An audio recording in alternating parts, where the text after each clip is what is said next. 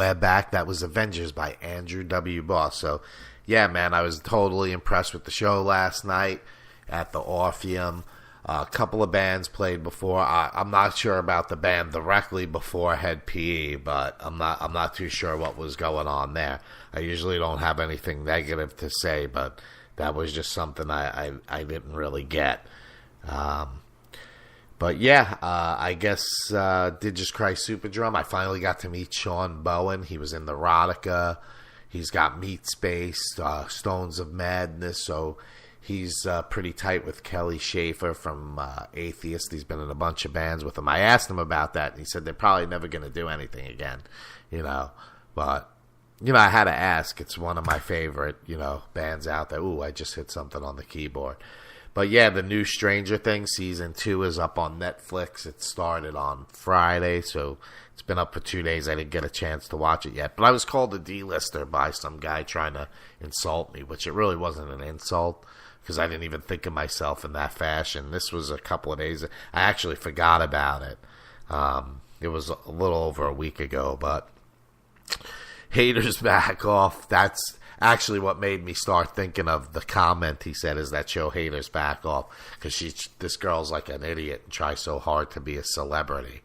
And the show is just pretty fucking funny. I guess it started as a skit on, they had like something maybe on YouTube, one of the channels there, but the band Vibrator that features Brett Perozzi and like Chuck that's in Sister Kill Cycle and Joe from Misery Kills, they have a new band coming out as well. But Joe is in Vibrator's new video. I noticed right away there was something that just said, man, that guy moves like Joe. And I messaged him. I'm like, hey, is that you in the new Vibrator video? I don't even know if I'm supposed to be talking about that, but whatever.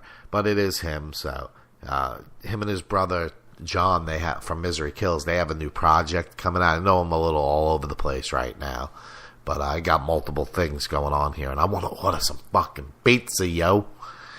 They got a new band. They're going to give me more information. They're working on it. They said it's pretty fucking badass, so I'm going to have to take their word for it. I know those guys my entire life, man. I don't know if I actually have people in my life. Yeah, there's a couple of people I still talk to from my younger years, but not very many of them. Not very many. If I still talk to you, we definitely have a pretty tight relationship, no matter how often we see each other. But I really want to play this Andrew Boss interview. I already been on the air for almost 20 minutes, and my OCD, I got to keep moving along.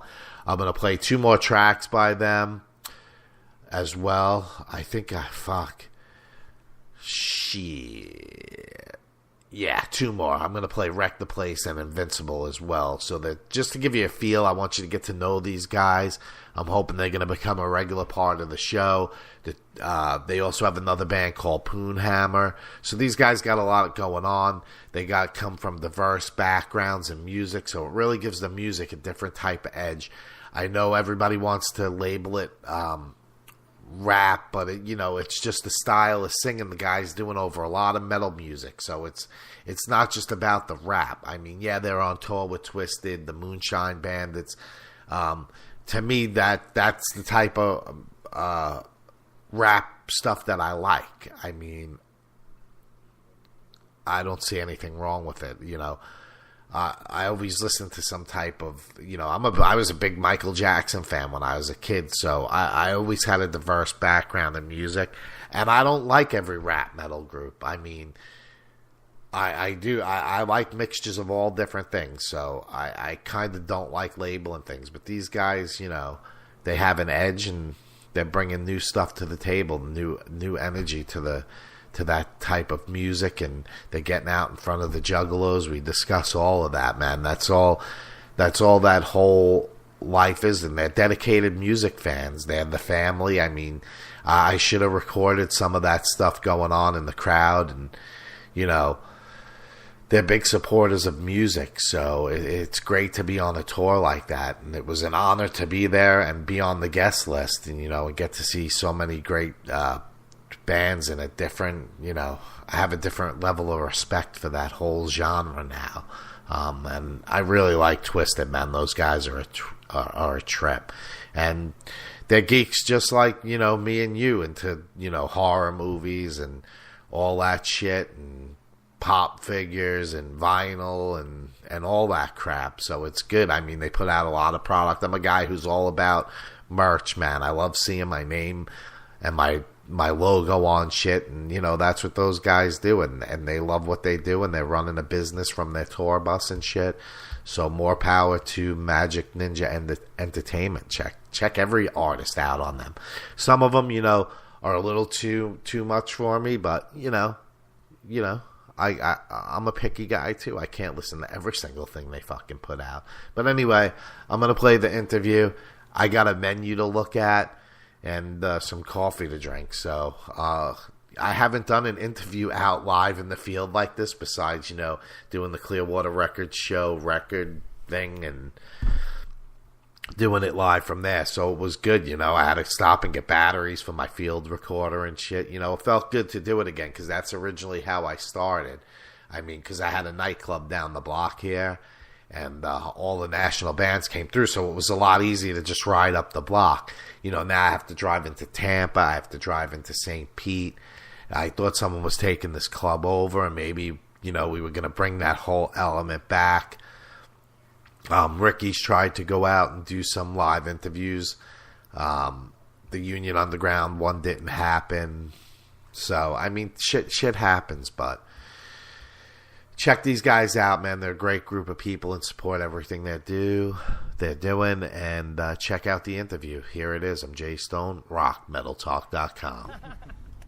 All right, I'm Jay Stone from rockmetaltalk.com. I'm here at the State Theater in St. Petersburg, Florida, with Andrew Boss and his band. So welcome to the show. Welcome, welcome, welcome. The boys are here. The boys are back. The Boss crew here to rock out. Cool. What's happening, everybody? How we doing? So are some of you guys related, or? Yes. Can I swear on this? Yeah, absolutely. This motherfucker right here. This motherfucker right here. Nobody can We're see that. brothers. We're brothers see right pointing. here. I know. That's why I think it's funny, because I'm pointing and nobody can see it. So Adam right here, he's the ultimate hype man, guitar player extraordinaire. Flip Boss is the oldest brother. He thinks he's alpha male, but really I'm in charge. Yeah. And then these guys, Corey's from Phoenix, so we've known him for like 20 fucking years, whatever. Cody, we've known him for 10 years or so in Salt Lake, and so we've known everybody for so long. We're basically family. We actually are family, me, Adam, and John. So how long have you guys been a band? This project is only like a year and a half old. And they used to be in a band before. These two have a band called Poonhammer. You gotta say names. Adam and Flip, I know, I'm just pointing at people. Adam and Flip have a band called Poonhammer. Corey, who's the drummer, he has a couple other bands that he's in Phoenix, and then Cody has a band called Autumn Eclipse, and then we all get together for this and go out, hit the road, and do shit. So do you do it part-time, or is it still a full-time thing? This is Now it's full time. yeah, You're touring, obviously. yeah. Right now it's full time, but it just kind of we're just trying to be as strategic as we can about getting on a good tour with somebody, getting the exposure, and like instead of just out there grinding, random shows here and there, we're trying to be a little more strategic about it. So we won't go out again until the spring. Cool. So how did the whole thing come together with you guys? Seeing that you're brothers, I mean, that's obvious, but were you doing something before that? Yeah, I'll tell you the story. Because I kind of feel like I got suckered because this is my baby brother's band, right? So I got to walk around with his name on a shirt on my chest all day. So what happened was, right? So Andrew fired his band. They didn't want to show up for videos, and they were late for these big shows. Open for Seven Dust, and you come in late. That's not too cool. So he fired everybody. And he came to me and Adam and a couple of us, and he's like, hey, I want to do a solo record. You guys help me out. Will you do some tracks, this and that? So everybody's like on board. Everybody wants to do a record, right? So we do that, and then he comes, we lay tracks and start getting the album going, and he comes to us and he goes, hey, I booked a show with Tech Nine. Do you want to play with Tech Nine? And everybody's like, well, fuck yeah, we want to play with Tech Nine, right?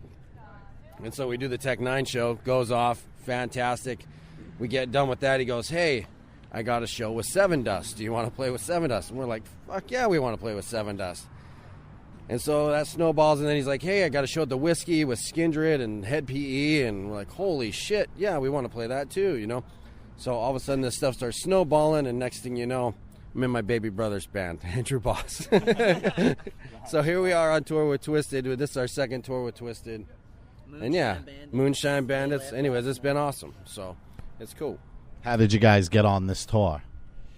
Well, a buddy of ours, Ronnie Ron, who was it was like a roadie and sound guy for TWIZTID for years, and so he's good friends with George. And then he came out to Salt Lake, and he's good friends with us, and he did a bunch of stuff with Poonhammer. And he just kept telling me, like, you need to hit up George. You need to hit up these fucking Juggalo kids. They're going to love you, you know? And he's like, I know that you guys are different, whatever, like, but fuck all that. Like, these kids are going to love you. They just love music.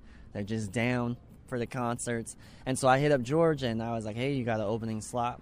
And we did all the West Coast dates on the Psychomania tour in the summer, and then we were trying to pick up another tour for the fall, and George was like, why don't you guys just come with us in the fall? It's going to be Whitney Payton and Moonshine Bandits. It'll be like a really diverse tour, and it just turned out really good. We ended up being really good friends with Whitney and Moonshine Bandits. Last night was their last show, so they hopped off, but it's just been really, really good. It's good to be on a tour where people like you and want you to be there, even though we're kind of the odd guys out, because we get up there and you'll see later tonight, we get up there and we jump around like fucking idiots and we do the whole metal thing and you know, but they love it. They love that there's an extra dynamic there that's different, and we're just happy to do it. And then in the fall we'll do like a metal tour with some metal bands and see how that crowd likes us, and you know, see where we fit in the best kind of from here.